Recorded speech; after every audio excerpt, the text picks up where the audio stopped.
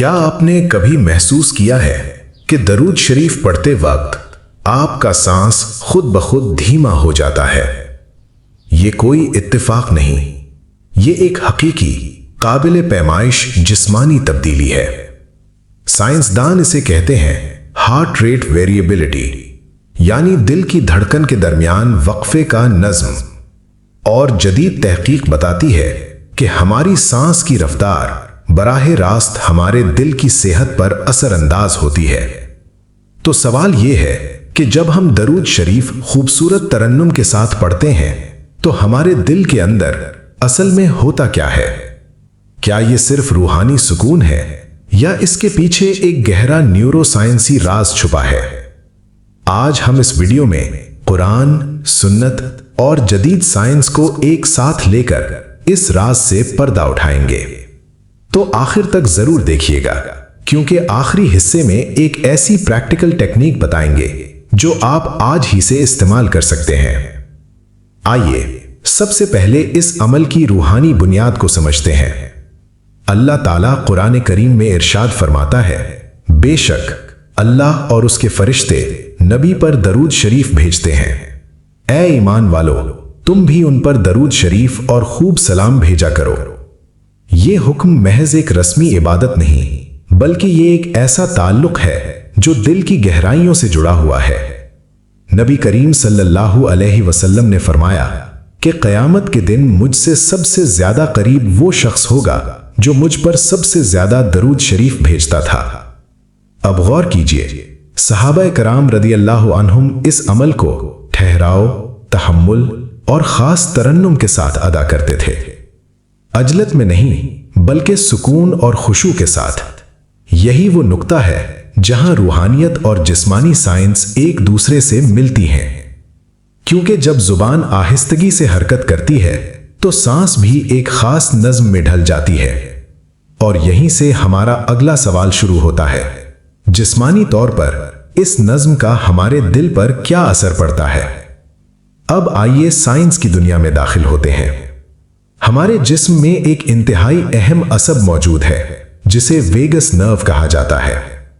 یہ عصب دماغ کو دل، پھیپھڑوں اور نظام ہاضمہ سے براہ راست جوڑتی ہے۔ اور جب ہم آہستہ، لمبی اور خوبصورت ترنم دالی سانس لیتے ہیں، جیسا کہ درود شریف پڑھتے وقت ہوتا ہے، تو یہ عصب متحرک ہو جاتی ہے۔ نتیجتاً جسم پیراسمپیتھیٹک نروس سسٹم میں داخل ہو جاتا ہے، یعنی ریسٹ اینڈ ڈائجسٹ کی حالت۔ یہ بالکل اس تیز رفتار فائٹ اور فلائٹ رد عمل کے بالکل برعکس ہے جو ہمیں دباؤ اور پریشانی میں لے جاتا ہے۔ اور یہیں سے ہارٹ ریٹ ویریبلٹی یعنی HRV بہتر ہونا شروع ہوتی ہے۔ سادہ الفاظ میں زیادہ صحت مند HRV کا مطلب ہے کہ آپ کا دل دباؤ کے حالات میں بھی لچکدار اور متوازن رہتا ہے۔ اسی دوران دماغ کے اندر بھی ایک اہم تبدیلی رونما ہوتی ہے۔ ایمگڈلا، جو خوف اور بے چینی کا مرکز ہے، پرسکون ہونے لگتا ہے، اور الفا ویوز یعنی سکون کی دماغی لہریں نمایاں طور پر بڑھ جاتی ہیں، بالکل ویسے جیسے مراقبے کے دوران ہوتا ہے۔ اب سوچئے، ہر بار جب آپ دھیمی آواز میں خوبصورت ترنم کے ساتھ اللہم صلی علی محمد دہراتے ہیں تو آپ کا جسم ایک مکمل حیاتیاتی تبدیلی سے گزر رہا ہوتا ہے۔ سانس کی رفتار کم ہوتی ہے، دل کی دھڑکن مستحکم ہوتی ہے، اور خون میں کورٹیسول یعنی دباؤ کا ہارمون کم ہونے لگتا ہے، جبکہ سیروٹونن اور آکسیٹوسن یعنی سکون اور اپنائیت کے ہارمونز بڑھنے لگتے ہیں۔ یہ محض ایک روحانی احساس نہیں، یہ لفظی طور پر آپ کے جسم کے اندر ایک ناپی جا سکنے والی حیاتیاتی حقیقت ہے۔ اور یہی وجہ ہے کہ بہت سے محققین ذکر اور خوبصورت ترنم والی تلاوت کو ایک قسم کی بائیو اسپریچول ریگولیشن یعنی حیاتیاتی و روحانی توازن قرار دیتے ہیں۔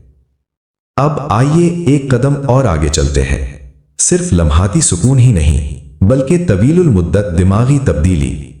سائنسدان اسے نیورو پلاسٹسٹی کہتے ہیں، یعنی دماغ کی خود کو نئے سرے سے ترتیب دینے کی صلاحیت۔ جب آپ روزانہ مستقل مزاجی کے ساتھ درود شریف پڑھتے ہیں تو دماغ میں ایک نیا مضبوط اور روحانی نیورل پاتھ وے بنتا ہے۔ یہ بالکل ایسے ہے جیسے ایک نیا راستہ جنگل میں بار بار چلنے سے صاف اور واضح ہو جاتا ہے۔ ہر تکرار کے ساتھ یہ راستہ اور مضبوط ہوتا جاتا ہے اور نتیجتاً دباؤ، بے چینی اور منفی خیالات کے پرانے راستے کمزور پڑنے لگتے ہیں۔ یہی وہ عمل ہے جسے جدید نفسیات کوگنیٹو ری فریمنگ تھرو ریپیٹیشن کہتی ہے، اور اسلامی روایت میں یہی وہ حکمت ہے جو ہمیں بار بار ذکر، تسبیح اور درود شریف کی تلقین کے پیچھے نظر آتی ہے۔ سنو، اللہ کے ذکر سے ہی دلوں کو اطمینان نصیب ہوتا ہے۔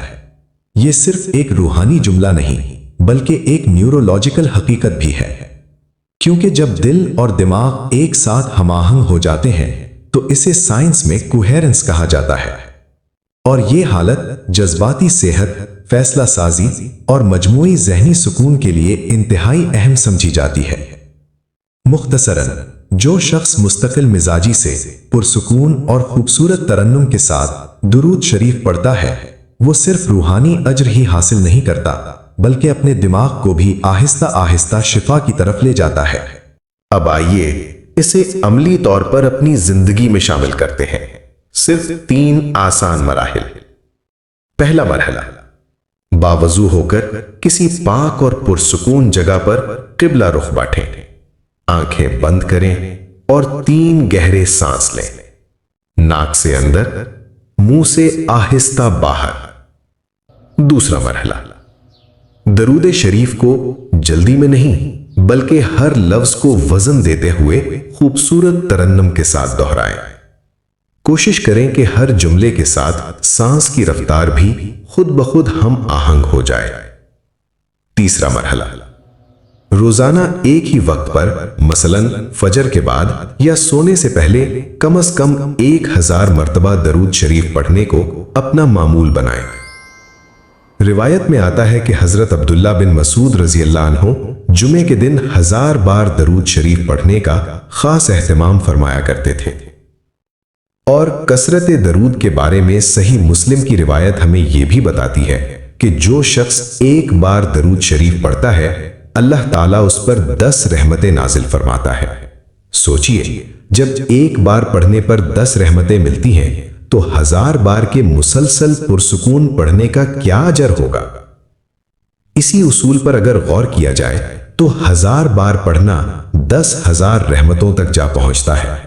یہ محض ایک عدد نہیں بلکہ اللہ کے فضل کی ایک بے پایا جھلک ہے۔ اور بعض روایات میں یہ بھی آتا ہے کہ جو شخص روزانہ 1000 بار پابندی سے درود شریف پڑھتا ہے وہ اپنی زندگی میں ہی ایک خاص روحانی سکون اور قرب الہی محسوس کرنے لگتا ہے۔ اور یاد رکھیں، یہ عمل نہ صرف روحانی اجر کا ذریعہ ہے بلکہ آپ کے دل اور دماغ کی حقیقی سائنسی صحت کا بھی ایک تحفہ ہے۔ سوچئے، ایک عمل جو 1400 سال پہلے محبت اور عقیدت سے سکھایا گیا، آج جدید سائنس اسی عمل کی حقانیت کی تصدیق کر رہی ہے۔ یہ کوئی اتفاق نہیں، یہ اس بات کا ثبوت ہے کہ دین کی ہر تعلیم میں ایک گہری بے پایا حکمت پوشیدہ ہے۔ تو اگلی بار جب آپ درود شریف پڑھیں تو صرف زبان سے نہیں بلکہ دل، دماغ اور سانس تینوں کے ساتھ اسے محسوس کیجیے، کیونکہ یہ صرف الفاظ کی تکرار نہیں، یہ آپ کے دل کی ایک خاموش مگر طاقتور شفا ہے۔ اگر یہ ویڈیو آپ کے دل کو چھو گئی ہو تو ابھی اسے لائک کیجیے اور ہمارے چینل کو سبسکرائب کریں تاکہ ہم سائنس اور روحانیت کے ایسے ہی خوبصورت سنگم کر مزید ویڈیوز آپ تک پہنچا سکیں۔ اور نیچے کمنٹ میں ضرور بتائیں، کیا آپ نے کبھی درود شریف پڑھتے وقت یہ سکون محسوس کیا ہے؟ اللہم صلی علی محمد وعلی آل محمد کما صلیت علی ابراہیم وعلی آل ابراہیم انک حمید مجید۔